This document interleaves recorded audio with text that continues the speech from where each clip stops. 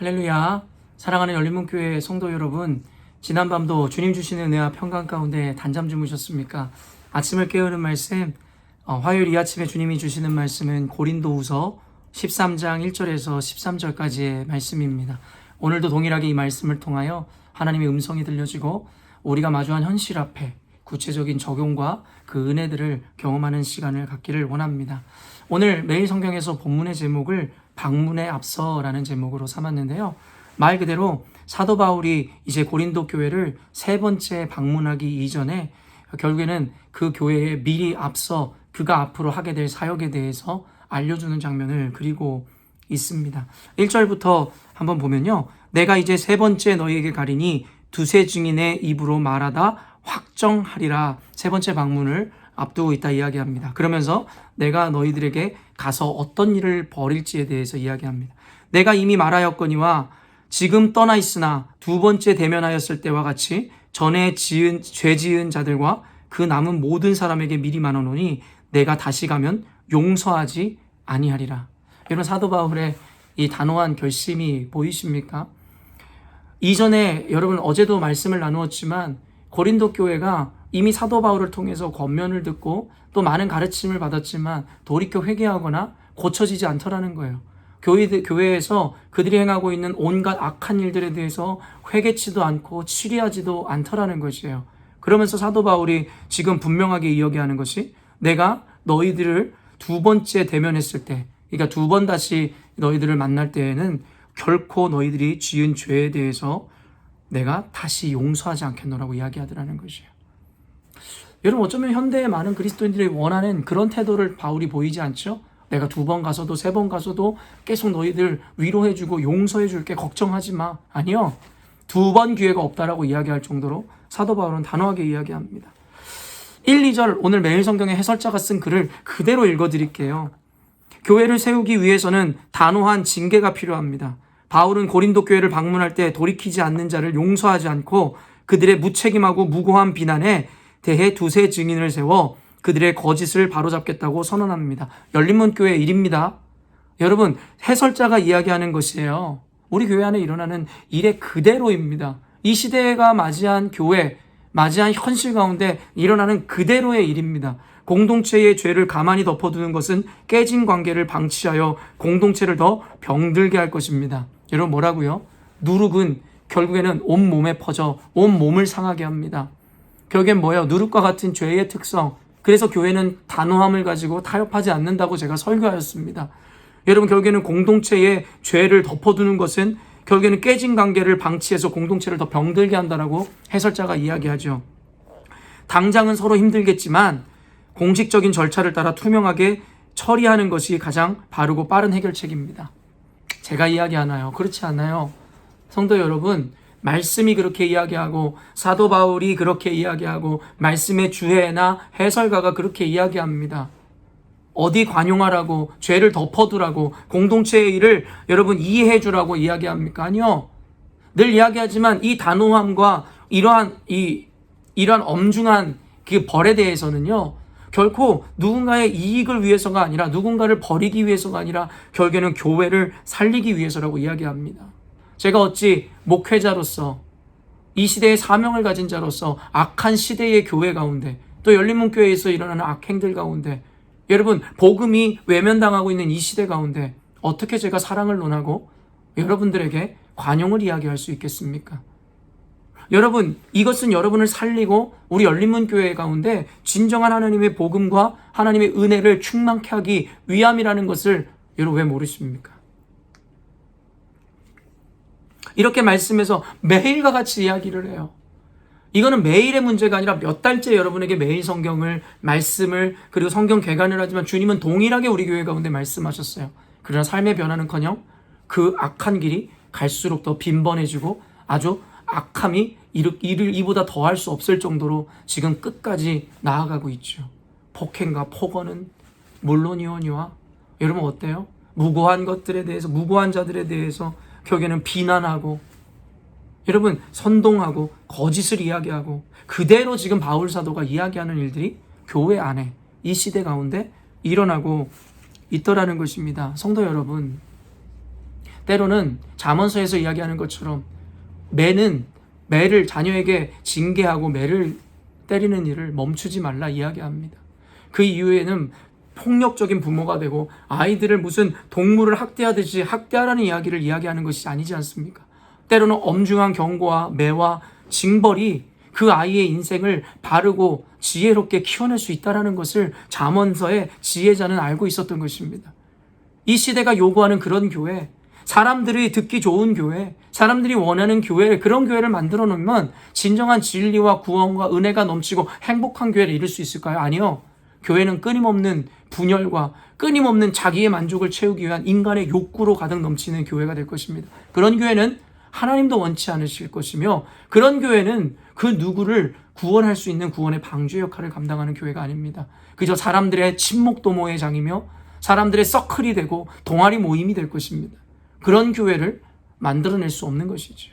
생명을 걸고 지켜내야 되는 것이죠. 타협할 수 없는 것이죠. 사람의 다름은 늘 관용하고 사랑으로 인정해 줄 수 있으나 틀림에 대해서 인정하는 것은 그 사람을 위한 것이 아니요 그 사람을 버리는 일입니다.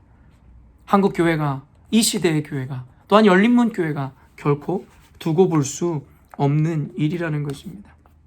그러면서 그들의 목적을 분명하게 밝힙니다. 7절에 우리가 하나님께서 너희로 악을 조금도 행하지 않게 하시기를 구하노니 이는 우리가 옳은 자임을 나타내고자 함이 아니라 오직 우리는 버림받은 자 같을지라도 너희는 선을 행하게 하고자 함이라. 여러분, 사도 바울의 그리고 그의 동역자들의 마음이 느껴지십니까? 너희들로 하여금 조금도 악을 행하지 않기를 구하는 이유는 무엇이냐면 역으로 우리가 옳음을 나타내기 위함이라고 이야기하지 않습니다. 비록 우리는 하나님께 아니면 누군가에게 버림바 당한 자와 같을지라도 너희로 하여금 선을 행하게 하기 위함이라고.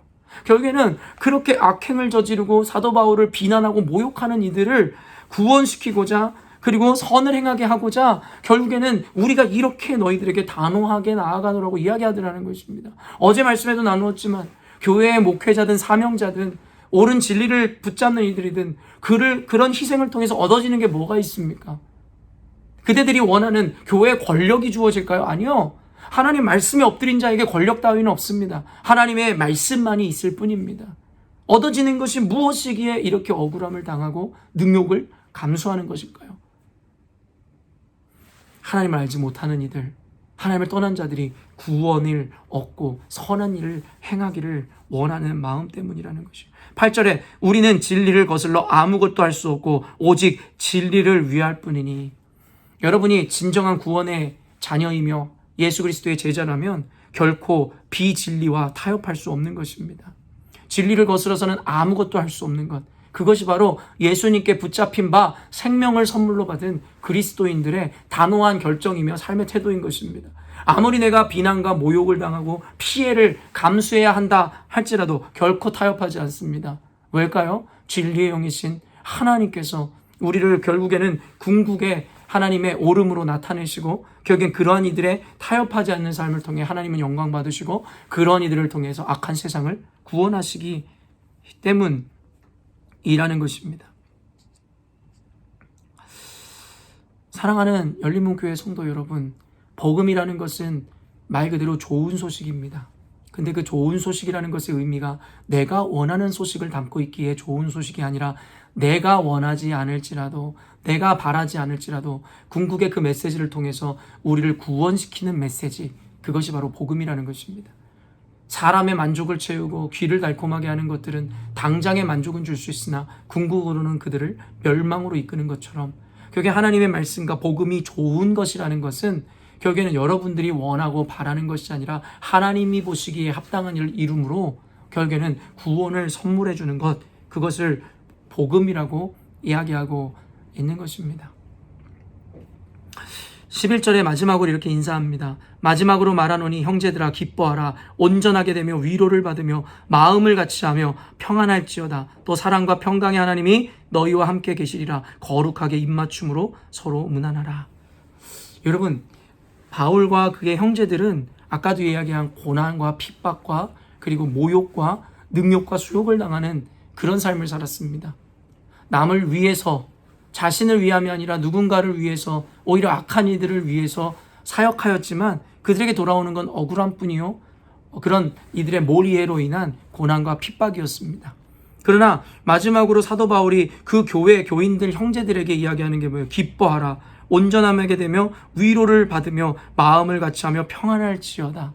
여러분, 우리 눈앞에 펼쳐진 현실, 진리와 복음을 붙잡기 위해서는 교회에서, 세상에서 그런 능욕을 당할 수밖에 없는데, 그럼에도 불구하고 사도 바울이 이야기하는 것은 무엇이냐면 위로를 받으라는 거예요. 기뻐하라는 거예요.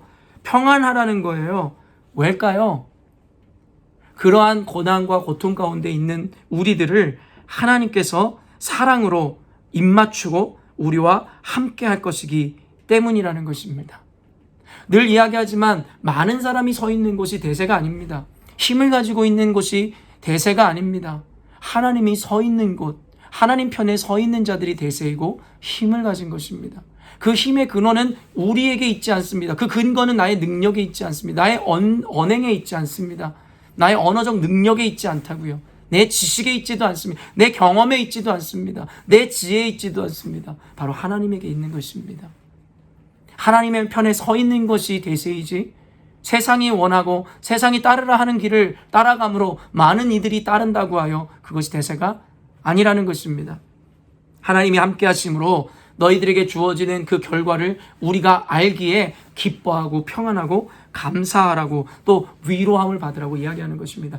요즘에 사도 바울의 이 마음이 저에게 너무 많이 주어지고, 우리 열린문교회 성도들, 남은 자로서 사명 감당하는 이들, 그리고 이 시대에 진리와 타협하지 않는 믿음을 가진 이들에게 용기를 주고 위로하라는 마음을 하나님 많이 주셨는데, 오늘 사도 바울이 그 마음을 그대로 전합니다. 여러분, 포기하지 마십시오. 포기하면 안위감만 못하다라는 말이 있습니다. 우리 인생은 신앙생활을 경주로 비유했습니다. 사도 바울이 경주로 비유하며 과정 가운데 아무리 힘들고 고되고 어려워도 포기하지 말라고, 그 궁극의 결승점을 향해 달려가라고 이야기합니다.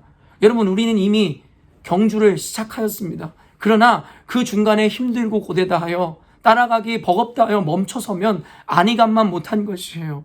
결국에는 그 결승점을 향하여 끝까지 골인했을 때에 영광과 상급이 주어지는 것처럼, 우리 신앙인들은 이제 돌이킬 수 없는 길을 걷는 것입니다. 한번 예수를 만난 자는 결코 그를 부인할 수도, 하나님의 말씀을 붙잡은 자는 결코 다시는 말씀을 부정할 수도 없는 것입니다. 사랑하는 성도 여러분, 우리는 이 경주의 선한 싸움을 힘써 싸우라는 사명을 받은 자들입니다. 오늘도 여러분이 복음을 붙잡고 말씀을 붙잡고 타협하지 않고 세상을 살아가기란 그렇게 녹록하거나 쉽지 않을 것입니다. 알고 있습니다. 성경도 알고 있고 하나님도 알고 있어 우리들에게 미리 말씀해 주셨습니다. 그러나 그 길은 비참한 길도 아니요, 그 길은 우리를 절망으로 이끄는 길도 아니고, 궁극으로는 우리를 생명의 길로, 승리의 길로, 하나님의 영광의 길로 인도하는 것이기에 여러분, 포기하지 마십시오. 하나님이 여러분의 편에 서 계시고 하나님이 여러분을 인도하실 것입니다. 여러분은 견디는 자로서 하나님의 능력을, 하나님의 힘을 힘입어 여러분이 살아갈 때에 단순히 견딤을 넘어 그 가운데 진정한 자유와 평강과 위로와 기쁨을 얻어 누리게 될 것입니다. 또한 여러분을 통하여 세상의 악한 이들, 세상에 예수를 알지 못하는 이들이 주의 품으로 돌아오는 일들이 바로 여러분을 통해서 이루어질 것입니다. 성도 여러분, 오늘도 힘을 내시고 예수님의 말씀 앞에 타협하지 않는 신앙으로 하나님이 여러분의 인생을 어떻게 이끄시는지를, 하나님의 능력을 목도하시고 경험하시는 여러분 되시기를 주님의 이름으로 축원합니다. 기도하겠습니다. 하나님 아버지, 오늘도 진리의 말씀을 통하여 우리 교회가 마주한 현실을 분명하게 짚어주시고 그 가운데서 살아남는 길이, 구원받는 길이 무엇인지를 말씀해 주시니 감사합니다. 우리 교회는 하나님 너무나 많은 어려움 가운데 있습니다. 끊임없는 모욕과 능욕과 핍박과 고난과, 그리고 하나님 선동과 거짓 속임수와 미혹으로 인해서 너무나 많은 성도들이 고통당하고 있나이다. 하나님, 이 가운데서 우리를 구원하시고 그들로 하여금 악한 입술을 닫게 하여 주시며, 하나님 사랑하는 하나님의 선택한 백성들로 하여금 귀를 닫아 그들의 악한 말에 농락당하지 않게 하여 주시옵소서. 하나님, 그러한 가운데서도 안타까운 마음을 품으면서도 결코 타협하지 않게 하시옵소서. 교회에 주신 사명, 이 땅의 교회 가운데 주신 하나님의 그 방법들을 향하여 온전한 것 아니면, 진리 아니면 취하지 않는 교회 되게 하여 주시옵소서. 지금은 고되고 힘들지만 분명히 그 끝에 하나님의 축복과 하나님의 온전케 하시는 은혜가 있을 줄로 믿습니다. 그 가운데 쓰임받고 있는 남은 교회, 남은 자의 사명을 감당하는 이들, 과정이 억울하고 힘들지만 이겨냄으로 하나님의 상급을, 영생을, 하나님 주신 축복을 끝까지 받아 누리는 이들 되게 하여 주시옵소서. 주님의 지혜가 오늘도 함께하게 하심으로 어려움 당할 때쯤에 이겨낼 수 있는 은혜, 그들로 하여금 마음의 평강을 누릴 수 있는 축복이 주어지게 하여 주시옵소서. 감사드리며 예수님의 이름으로 기도합니다. 아멘. 사랑하는 열린문교회 성도 여러분, 오늘도 하나님께서 주시는 최고의 하루를 맞이하였습니다. 이 최고가 우리에게 최고로서 남을 날이 될지 최악으로 남을 날이 될지는 여러분의 선택에 달려 있습니다. 최고의 날이 되기를 원한다면 오직 하나님의 말씀을 따라 사십시오. 눈에 보이는 현실이 절망적여도 하나님의 말씀 따라 사는 자에게는 그 날이 최고의 날로 기억될 것이며, 아무리 눈에 보이는 좋은 성과를 얻은 날이어도 하나님의 말씀을 외면하고 이룬 성과라면 최악의 날로 기억될 것입니다. 오직 최고의 날을 주신 주님 앞에 최고의 날을 맞이하는 여러분 되시기를 주님의 이름으로 축원합니다. 아침을 깨우는 말씀, 내일 이 아침에 또 뵙도록 하겠습니다.